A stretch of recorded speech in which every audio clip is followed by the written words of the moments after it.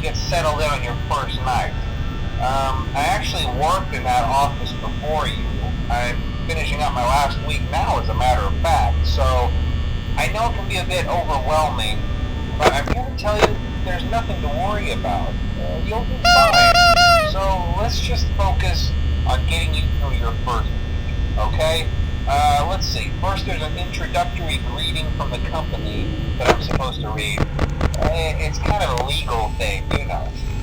Welcome to Freddy Fazbear's Pizza, a magical place for kids and grown-ups alike, where fantasy and fun come to life. Fazbear Entertainment is not responsible for damage to property or person. Upon discovering that damage or death has occurred, a missing person report will be filed within 90 days or as soon as property and premises have been thoroughly cleaned and bleached and the carpets have been replaced. Blah, blah, blah. Now, that might sound bad, I know, but there's really nothing to worry about.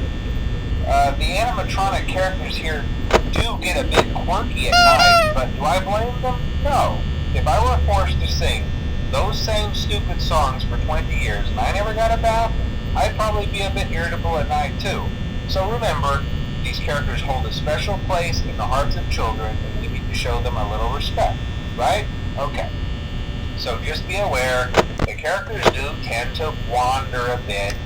They're left in some kind of free roaming mode at night. Something about their servos locking up if they get turned off for too long. They used to be allowed to walk around during the day too, but then there was the bite of 87. Yeah, it's amazing that the human body can live without the frontal lobe, you know?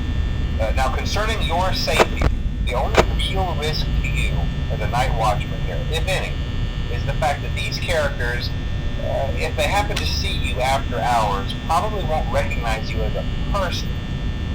They'll most likely see you as a metal endoskeleton without its costume on. Now, since that's against the rules for Freddy Fazbear's Pizza, they'll probably try to forcefully stuff you inside a Freddy Fazbear suit. Now, that wouldn't be so bad if the suits themselves weren't filled with cross beams, wires, and animatronic devices, especially around the facial area. So you can imagine how having your head forcibly pressed inside one of those could cause a bit of discomfort and death. The only parts of you that would likely see the light of day again would be your eyeballs and teeth that pop out the front of the mask.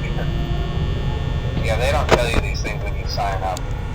But hey, first station of the breeze. I'll chat with you tomorrow. Check those cameras and remember to close the doors only if absolutely necessary. Gotta conserve power. Alright, good night.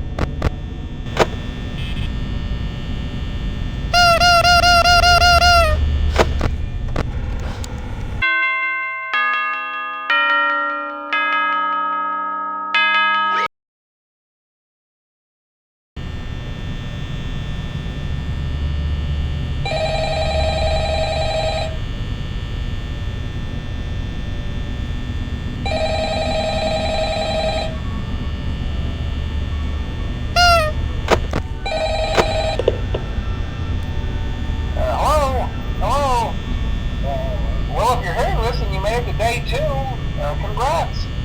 I won't talk quite as long this time since Freddy and his friends tend to become more active as the week progresses. It might be a good idea to peek at those cameras while I talk, just to make sure everyone's in their proper place, you know. Interestingly enough, Freddy himself doesn't come off stage very often. I've heard he becomes a lot more active in the dark, though, so hey, I guess that's one more reason not to run out of power, right? I also want to emphasize the importance of using your door lights. There are blind spots in your camera view, and those blind spots happen to be right outside your doors. So if you can't find something or someone on your cameras, be sure to check the door light. You might only have a few seconds to react. It's not that you would be in any danger, of course. I'm not implying that. Also, check on the curtain in Pirate Cove from time to time. The character in there seems unique in that he becomes more active if the cameras remain off for long periods of time. I guess he doesn't like being watched. I don't know. Anyway, I'm sure you have everything under control. Talk to you soon.